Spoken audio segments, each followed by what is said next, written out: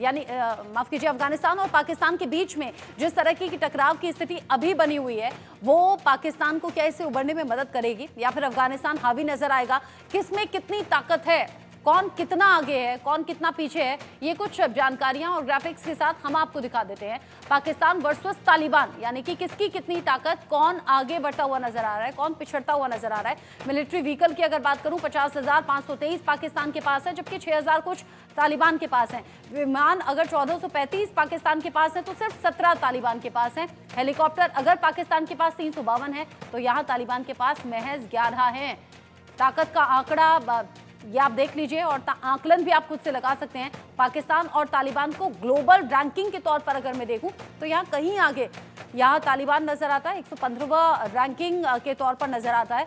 लड़ाकू विमान 477 पाकिस्तान के पास हैं, तालिबान के पास कुछ नहीं। ट्रांसपोर्ट विमान 60 हैं अगर पाकिस्तान के पास, तो तालिबान के पास कुछ नहीं। नौसैनिक पोत 114 है पाकिस्तान के पास, तालिबान के पास कुछ नहीं। सैनिक 6,54,000 है पाकिस्तान के पास, यहाँ अनुमानित जो है 80,000 लड़ाके तालिबान के पास में है। रॉकेट लॉन्चर 602 है पाकिस्तान के पास, लेकिन तालिबान के पास कुछ नहीं। ये कुछ ऐसे आंकड़े हैं जो बता रहे हैं कि कहीं आगे इसमें ताकत के मामले में पाकिस्तान नजर आता है, लेकिन ये ताकत कम इसलिए नजर आ रही है क्योंकि पाकिस्तान बिखरा हुआ नजर आ रहा है। अपने ही मुल्क में अलग अलग हिस्सों में लोग प्रदर्शन करने के पर उतारू हैं या सड़कों पर आ चुके हैं। और इन सबके बीच ही एक बड़ा अपडेट भी, पाकिस्तान पर तालिबान का काउंटर अटैक, जो कि जानकारी अभी मिल रही है, काउंटर अटैक हुआ है और इस हमले में 3 और पाकिस्तानी सैनिकों की मौत होने की खबर मिल रही है, यानी कि और नुकसान हुआ है। 2 चौकियों पर कब्जा भी कर लिया है यहाँ पाकिस्तान की। हमले में 3 और पाकिस्तानी सैनिकों की मौत की जानकारी मिल रही है, यानी जो हमला हुआ, जो सैनिकों की जान गई, उसमें 3 का आंकड़ा और जुड़ गया है। यहाँ डूरंड रेखा को पूरी तरह से तालिबान ने खारिज कर दिया है। सीमा पर डटे हुए हैं तालिबान लड़ाके और पाकिस्तानी सेना, यानी आमने सामने की ये पूरी जंग नजर आ रही है। ये टकराव की स्थिति और ज्यादा बढ़ती हुई नजर आ रही है। पाकिस्तान पर तालिबान ने किया है काउंटर अटैक और इसमें पाकिस्तान की 2 चौकियों पर पूरी तरह से कब्जा कर लिया है। जो पाकिस्तानी फौज को निशाना बनाकर हमला किया गया, उसमें 3 और पाकिस्तानी सैनिकों की मौत की जानकारी मिल रही है। तालिबान ने डूरंड रेखा को खारिज कर दिया है। तालिबान इस डूरंड रेखा को वैसे भी नहीं मानता। सीमा पर तालिबान लड़ाके डटे हुए हैं, उधर पाकिस्तानी फौज की भी तैनाती है। आमने सामने की ये जंग है और ये टकराव लगातार बढ़ता हुआ नजर आ रहा है। AK मिश्रा जी, जो हालात अभी बने हुए हैं यहाँ तालिबान और पाकिस्तानी फौज के बीच में, ये टकराव अगर इसी तरीके से बढ़ेगा तो नुकसान भी तो जाहिर सी बात है बढ़ेगा। नहीं, देखिए, पाकिस्तान की मैं प्रशंसा करूंगा, जो हमारे भाईजान बैठे हुए हैं। सबसे पहले तो उनको सलाम वालेकुम मैं बोल दूं। देखिए, खुद मुख्तार एक देश है, मर्द मुजाहिद, वहाँ की जो अवाम है, मुल्ला और मिलिट्री, और मर जाना, मार देना, ये उनकी जो है आदत रही है। तो मैं तो ये बोलूंगा कि जी, जो एटम बम आपने बना के रखे हुए हैं और चूड़ियां नहीं पहनी हुई है, वो लेके कूद जाइए अफगानियों के साथ। है ही कितने? आपके पास औरंगजेबी फौज है। याद रहे इतिहास में, औरंगजेब के पास सबसे बड़ी फौज थी उस जमाने में, 7 लाख लोगों की फौज थी, 7 लाख सैनिक थे। आज पाकिस्तान के पास 7 लाख सैनिक है, तालिबान के पास 70,000। तालिबान है ही कितना? अफगान का जो डिस्ट्रीब्यूशन हुआ था, बंटवारा हुआ था, अंग्रेजों ने जो किया था, डूरन लाइन वगैरह, उसको बहुत सारे देश नहीं मानते हैं। ईरान भी शायद उनका इशू चल रहा है, और अब अफगान वाले तालिबान वगैरह तो मानते ही नहीं है क्षेत्रों को लेना। जो ज्यादतियां इन्होंने की है जिहाद के नाम पे, ये जुल्म करते हैं तो उसको जिहाद और इंसाफ का नाम दे देते हैं। पूरे खित्ते में इन्होंने की है, अभी बांग्लादेश में इन्होंने किया। एक कंपेरिजन आप बार बार दिखा रही हैं। नो मैटर, पाकिस्तान बहुत उन्नत है मिलिट्री पावर के मामले में अफगान के सामने, लेकिन रशिया से ज्यादा उन्नत तो नहीं है, अमेरिका से ज्यादा उन्नत नहीं है। बांग्लादेश में शकूते ढाका के टाइम पे 90,000 पाकिस्तान के ये मर्द मुजाहिद थे। उस वक्त भी इन्होंने चूड़ियां नहीं पहनी थी।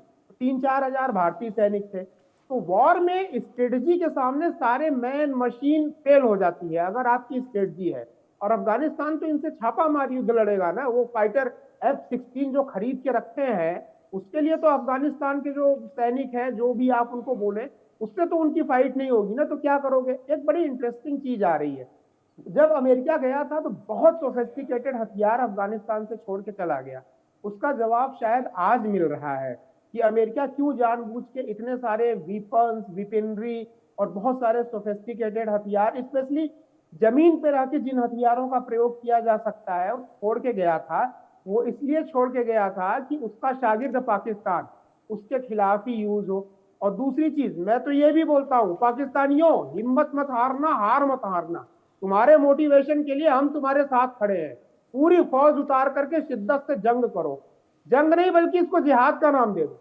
जंग तो छोटी मोटी चीज, जिहाद का नाम दो और लड़ो। और देखो तुम इकोनॉमिक तरीके से फंसे हो, तुम्हारा पास्ट प्रेजेंट फ्यूचर तीनों बर्बाद होगा, तुम ऐसे जाल में फंसे हो। इकोनॉमिक तौर पे ऐसे फंसे हो कि चाइना तो निकल जाएगा बाहर तुमसे, जो तुम्हारी हालत है।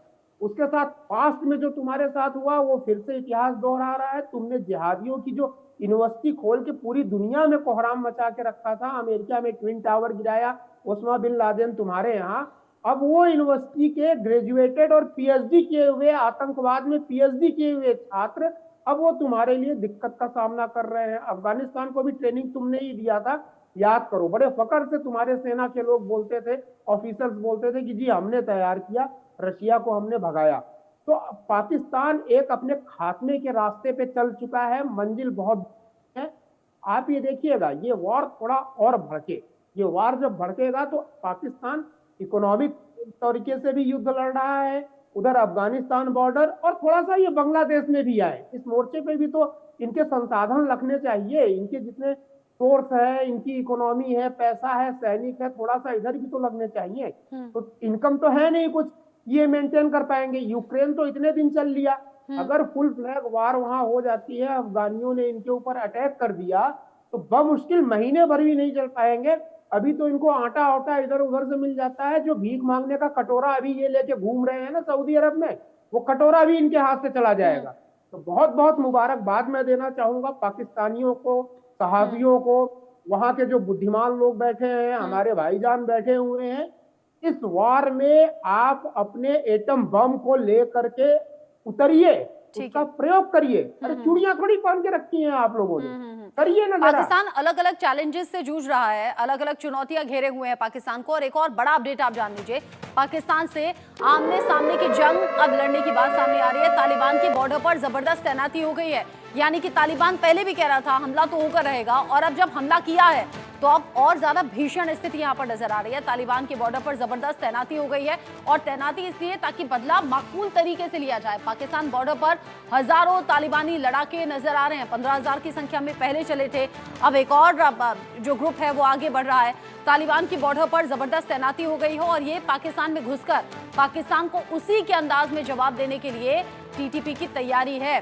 पाकिस्तान से आमने सामने की जंग लड़ना चाहता है तालिबान, यानी कि पाकिस्तानी फौज एक तरफ है, एक तरफ तालिबान है। आमने सामने की जंग के हालात हैं, जबरदस्त तैनाती बॉर्डर पर कर दी गई है। हजारों तालिबानी लड़ाके जो ऑलरेडी पाकिस्तान की तरफ आगे बढ़ चुके हैं, कुछ हमले हो चुके हैं, कुछ हमले बाकी हैं। और अभी थोड़ी देर पहले हमने जानकारी दी कि 3 और सैनिकों की मौत हो गई है जो हमला किया गया था तालिबान की तरफ से। शरदेंदु जी, जो हालात अभी बने हुए थे, ऐसा लग रहा है कि नुकसान भी बड़ा होगा, और ये टकराव भी आने वाले वक्त में और ज्यादा बढ़ सकता है। क्योंकि जब पाकिस्तानी फौज के एयर स्ट्राइक करने की खबर सामने आई थी, तमाम एक्सपर्ट्स ये कहते हुए नजर आए थे कि पाकिस्तान ने बैठे बिठाए अपनी मुश्किलें बढ़ा ली है। लेकिन फिर सवाल दूसरा, अगर ये ना करते तो करते क्या? देखिए, पाकिस्तान ने जो एयर स्ट्राइक की वो बिल्कुल नाजायज था, इसकी कोई जरूरत नहीं थी।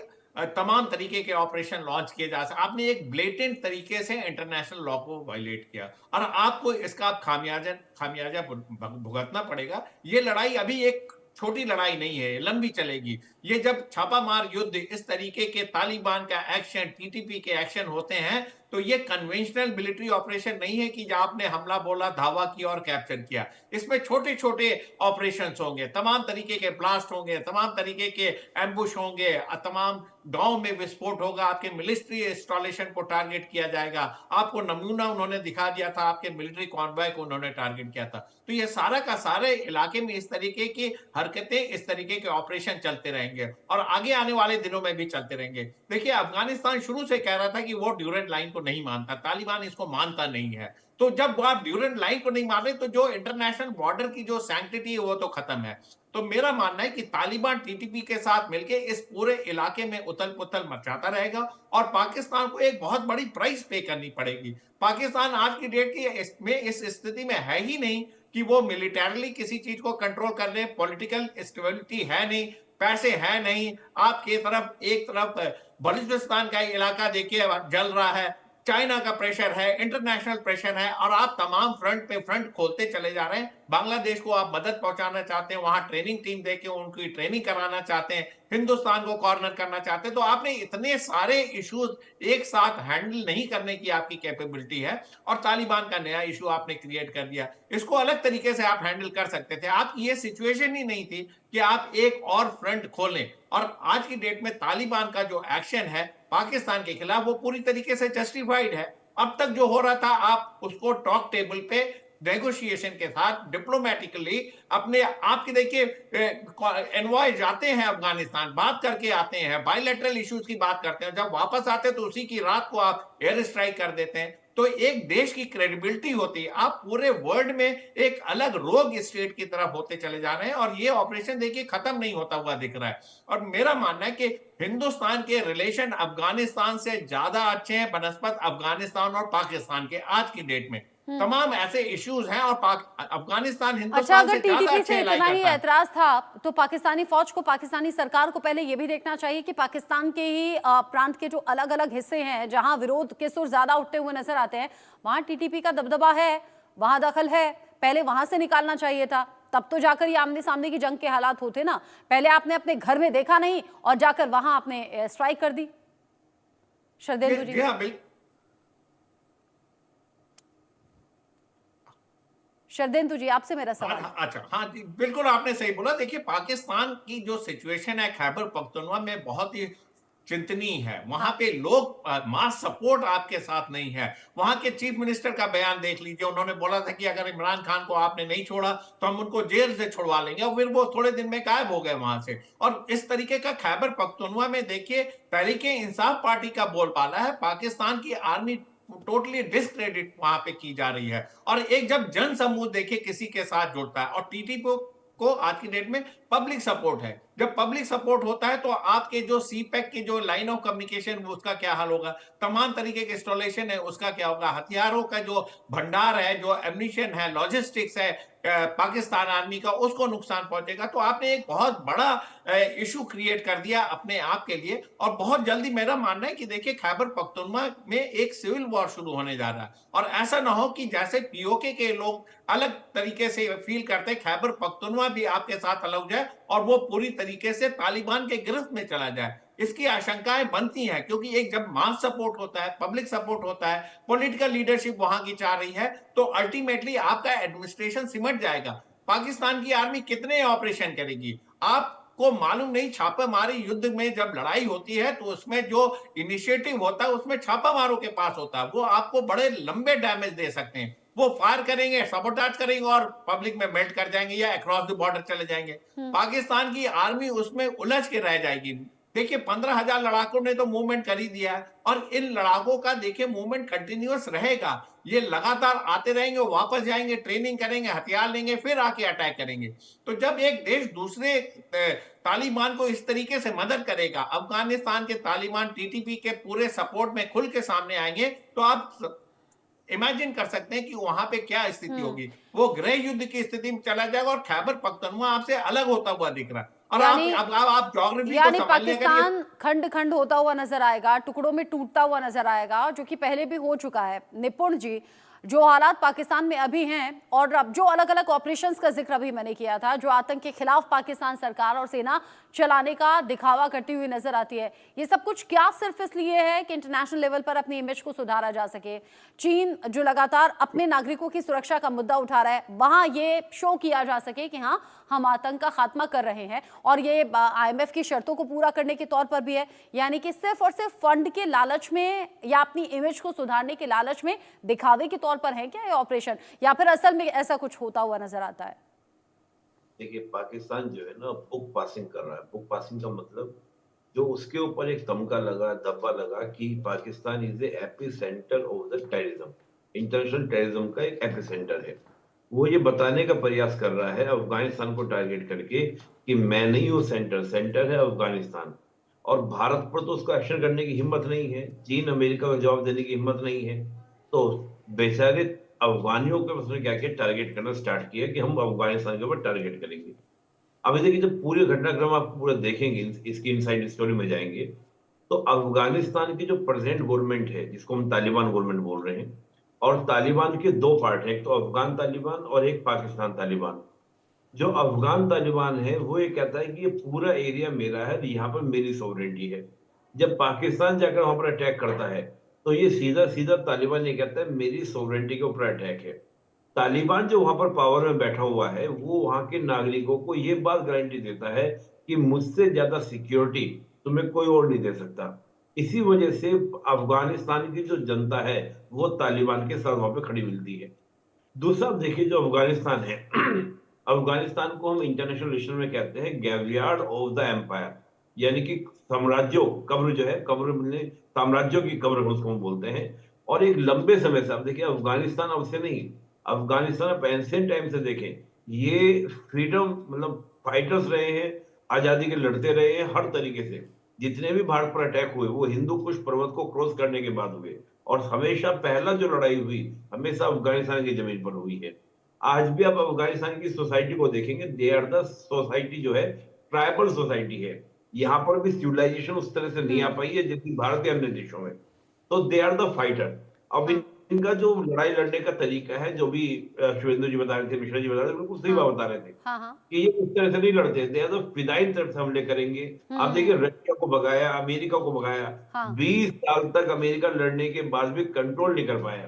तो ऐसी स्थिति में क्या है कि ये एक तो ये, दूसरा क्या है कि खैबर पख्तूनख्वा में पहले से टीटीपी भी एक्टिव है। इधर आप बलूचिस्तान में जाइए, बीएलए आप देखिए।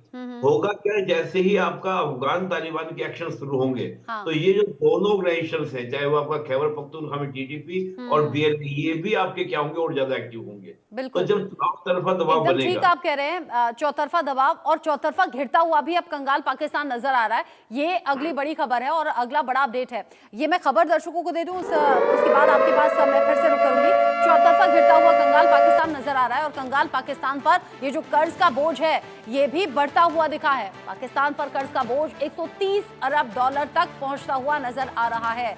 यहाँ पाकिस्तान को सबसे ज्यादा कर्ज जो कि चीन ने दिया है और इसीलिए चीन के हाथों की कठपुतली पाकिस्तान दिखाई भी देता है और इसकी बात भी इंटरनेशनल लेवल पर होती है। इसमें कर्ज, महंगाई, बेरोजगारी, इन सभी बातों से परेशान पहले से पाकिस्तान है। सीपेक योजना में जिस तरीके से इन्वेस्ट चीन ने किया है या फिर जैसे अपनी शर्तों पर वो पाकिस्तान को नचा रहा है वो भी सबके सामने है। और ऐसे में चौतरफा घिरता हुआ पाकिस्तान कंगाल, ये पाकिस्तान जो कि अभी घिरा भी हुआ है और कर्ज का बोझ भी लगातार पाकिस्तान पर बढ़ता हुआ नजर आ रहा है। 130 अरब डॉलर का ये जो कर्ज का बोझ है ये पाकिस्तान पर बढ़ गया है और सबसे ज्यादा जो कर्ज है वो चीन ने दिया हुआ है। निपुण जी, जो हालात पाकिस्तान के सामने हैं, कर्ज के बोझ तले दबे होना या फिर महंगाई, कर्ज या बेरोजगारी से घिरे होना, ऐसे में लग रहा है पाकिस्तान की हालत पर वो कहावत सटीक बैठती है कि एक तो कंगाली ऊपर से आटा गीला। एक तो कहना है वो, एक तो आटा, एक तो बारिश ऊपर से आटा गीला, बिल्कुल सही बात है। देखिए पाकिस्तान की जो हालत है आप देखिए ये अब से नहीं हुई है, और ये सारा का सारा क्या है कि पाकिस्तान की जो राजनीतिक निर्णय रहे, जो उसकी पॉलिटिकल अनस्टेबिलिटी रही, और इन्होंने जो पॉलिसी अपनाई थी, पॉलिसी क्या थी कि भारत से बदला लेना है, भारत से रिवेंज, और अब से 1947 से ही उन नीतियों ने क्या किया कि इसने कभी भी अपने विजनरी डिसीजन नहीं ले पाया, और विजनरी डिसीजन लेने के अभाव में आज इस स्थिति में गिरा है। आप देखिए अफगानिस्तान के साथ जब आपका रशिया आता है तो यही पाकिस्तान वहां पर अटैक करवाता है, अमेरिका के साथ मिलकर मुजाहिदीन तैयार करता है। ये मुजाहिदीन तो तालिबान बनते हैं और लगातार भारत से जंग लड़ रहा है, कई सालों से लड़ रहा है, 4 अटैक, इसका प्रॉक्सी वॉर, उसमें भी अच्छे खासे फंड खर्च होते हैं। होता यह है कि अगर ये अपनी इकोनॉमी 1960 से पहले आप देखिए, 1960 से पहले पाकिस्तान की जीडीपी हमसे ज्यादा थी, लेकिन 60 के बाद लगातार पाकिस्तान की जीडीपी कोलैप्स होती जा रही है और आज इस स्थिति में है। स्थिति यह है रचना जी, जब आईएमएफ ने 3 बिलियन इनको दिया, कहा भी इससे काम चलाओ, लेकिन साथ में कंडीशंस लगाई। कंडीशंस क्या थी? कंडीशन ये तक है कि 60% तक वहां पर लोगों से टैक्स लिया जा रहा है, कि आपको 60%, 65% टैक्स लिया जा रहा है। आप सोचिए पब्लिक कितनी टैक्स की मार, एक लिमिट होती है टैक्स लेने की। कहा जाता है कि 50% अगर क्रॉस हो जाए तो पब्लिक काम करना बंद कर देती है। तो आप सोचिए कि लोन लेने बुराई नहीं है, लोन तो भारत भी ले रहा है, लेकिन उस लोन को रिटर्न आप कैसे कर रहे हैं? रिटर्न करने की बात है कि रिटर्न करने की पॉलिसी, भारत लोन ले रहा है, इंफ्रास्ट्रक्चर तैयार कर रहा है, अपनी एसेट तैयार कर रहा है। ये लोन ले रहे हैं तो खर्चा चलाने के लिए लोन ले रहे हैं, यानी कि रिटर्न करने की कोई पॉलिसी नहीं, पब्लिक भी विद्रोह की आवाज वहां पे कर रही है। तो चाहे इकोनॉमिकल मोर्चे पे हम बात करें, और जो भी बात हम बार बार कर रहे थे ना कि उनके वेपन बहुत ज्यादा है, तमाम तरह की चीजें हैं। देखिए बड़ा इंटरेस्टिंग बात आप देखिए, रशिया यूक्रेन वॉर हो रहा है, हाँ। यूक्रेन क्या कर रहा है, बहुत ही स्मॉल साइजेस ड्रोन और बहुत ही सस्ते, उसके रशिया के फाइटर जेट के मुकाबले उनके थ्रू क्या कर रहा है, अटैक कर रहा है। यानी कि यूक्रेन लगातार अपने छोटे स्मॉल वेपन, ठीक है अमेरिका मदद कर रहा है, हाँ। लेकिन उनके हमलों से भी क्या कर रहा है, वो तबाह कर दे रहा है। आज की जो डेट है वो क्या है, स्ट्रेटजी होती होती है, लेकिन जरूरी नहीं कि आपके फाइटर जेट काम करें, उनका किस पे आप इस्तेमाल करोगे। आप टीटीपी, यानी कि आप टीटीपी पे एक्शन लेते हैं तो खैबर पख्तूनख्वा में एक्शन लेते हैं। पाकिस्तान स्ट्रेटजी का इस्तेमाल तो तब करेगा जब सुलझे हुए दिमाग से वो अपने दिमाग का इस्तेमाल पहले कर ले, वो भी पाकिस्तान से होता हुआ नजर नहीं आता। ताकत में कहीं ज्यादा तालिबान के आगे नजर आता है, लेकिन बावजूद इसके बार बार मार भी झेल रहा है और अब टूटने का खतरा भी, यानी कि पाकिस्तान के खंड खंड होने का खतरा भी बना हुआ है। जो विरोध, जो प्रदर्शन पिछले कुछ वक्त से अलग अलग हिस्सों में हो रहे हैं। बहुत शुक्रिया शरदेंदु जी, AK मिश्रा जी, निपुण जी, इस चर्चा में साथ में रहने के लिए, इस डिस्कशन में अपने व्यूज दर्शकों तक पहुंचाने के लिए। आगे बढ़ेंगे, बात अब